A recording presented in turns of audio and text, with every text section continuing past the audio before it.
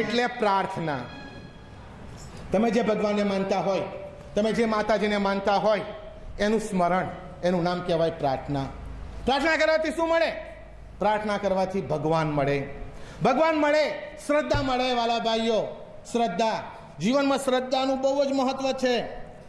તમારા પહેલામાં પહેલું જે જીવનની અંદર તમે જીવો છો એની અંદર તમને પોતાને વિશ્વાસ હોવો જોઈએ. પહેલામાં પહેલો વિશ્વાસ કોના પર? તો પહેલામાં પહેલો વિશ્વાસ મારી જાત ઉપર. હું કરી શકીશ, હું કરી શકીશ. નેપોલિયન જતો હતો, બહુ નાનો હતો, પણ એ માણસ સમ્રાટ હતો, એ માણસ સેનાપતિ હતો. એક દિવસ જતો હતો અને કોઈએ પૂછ્યું કે તારો હાથ બતાવ જોઈએ. એને હાથ બતાવ્યો. બોલ, તારે શું જોવું છે? નેપોલિયને પૂછ્યું, રાજયોગ છે? 15 વર્ષનો હતો. રાજયોગ છે, હું રાજા થઈ શકું? તો પેલાએ જ્યોતિષે જોઈને કહ્યું કે તમારામાં રાજયોગ છે જ નહીં. બોલે, ચાકુ છે? તો કે લાવ. એની પાસે ચાકુ માંગ્યું અને કઈ રેખા રાજયોગ બતાવે એ જરા દોરી દો જોઈએ. પેલા એક ચાકાની ધારથી એક રેખા બનાવી દીધી આમ, અને પેલાએ નેપોલિયને ચાકાને ઘા કરી અને આખી રેખાને લોહીથી સરભર કરી નાખી અને બોલ્યું, તું કહેતો હોય કે રાજયોગ નથી, આ રહ્યો મારો રાજયોગ. દુનિયા ઝુકતી હૈ, ઝુકાને વાલા ચાહીએ. બોલો. અને તમારે ઝુકાવા વાળા થવાનું, ઝૂકેલા નહીં થવાનું.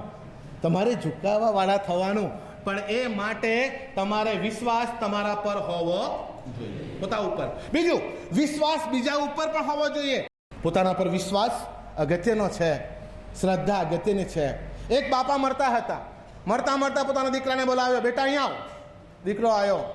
બોલે, બેટા જો મેં તને એજ્યુકેશન આપ્યું છે, મેં તને પૈસો આપ્યો છે, મેં તને સંસ્કાર આપ્યા છે, એટલે મને કોઈ શંકા નથી બેટા કે તારા જીવનમાં કંઈ જરૂર પડે, પણ કદાચ કંઈ જરૂર પડે તો આ પેટીની અંદર 1000 સોનાના સિક્કા છે બેટા, એ લઈ લેજે.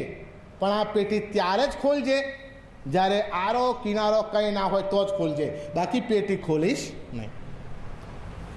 બાપના સંસ્કારો હતા, બાપે શિક્ષણ આપેલું હતું, બાપે બધું આપ્યું હતું, એટલે પેલા જુવાનિયાને પેટી ખોલવાની જરૂર ના પડી. પણ જ્યારે એ મરવાનો થયો ત્યારે ત્રીજી પેઢી હતી, એના છોકરાના છોકરાના છોકરા, ત્યારે એને એના બાપા યાદ આવ્યા મરતા પહેલા. પછી કહે કે બેટાઓ આવો, બધા બેટાને ભેગા કર્યા. જો બેટા, હું જ્યારે નાનો હતો, સાવ નાનો, આવડો જ હતો, ત્યારે મારા બાપાએ આ પેટીમાં 1000 સોનામોહર મૂકેલી છે. એટલે બેટા, આ તમને આપતો જાઉં છું. જ્યારે તમે મુશ્કેલીમાં આવો ત્યારે ખોલજો. પણ એક છોકરાએ કહ્યું, પણ બાપા તમે જોતા જ જાઓ કેવા સોનામોહર છે. એટલે બાપાએ કહ્યું, સારું, તારી આઈડિયા સારી છે, ખોલો. અને પેટી ખોલી ત્યારે એ કઈ સોનામોહર નથી, નર્યા પથરા ભરેલા. એક કાગળ હતો અંદર, એક કાગળ, અને કાગળમાં લખેલું, બેટા 1000 સોનામોહર હોય કે 1000 સોનામોહર છે એવો વિચાર હોય, બંને સરખું છે. ખ્યાલ આવ્યો? એ કેવી રીતે જીવી ગયો? એક માત્ર વિચારથી કે આ પેટીની અંદર 1000 સોનામોહર છે, માત્ર એ વિચારથી એ જીવી ગયો. અગત્યનું શું છે? 1000 સોનામોહર હોય કે 1000 સોનામોહર છે એનો વિચાર એના મગજની અંદર, આ પૂરતો છે. અને આને કહેવાય શ્રદ્ધા. આને કહેવાય શ્રદ્ધા. બુદ્ધિ ક્ષેત્ર કેરા સીમાડા, જ્યાં જઈને અટકી ગયા એ પછીના પ્રદેશોને શ્રદ્ધા સંતો કહી ગયા. શ્રદ્ધાની એક વ્યાખ્યા. શ્રદ્ધાની બીજી વ્યાખ્યા મને બહુ ગમે છે, ટાગોરની વ્યાખ્યા છે. અને કવિવર રવિન્દ્રનાથ ટાગોર શું કહે છે ખબર?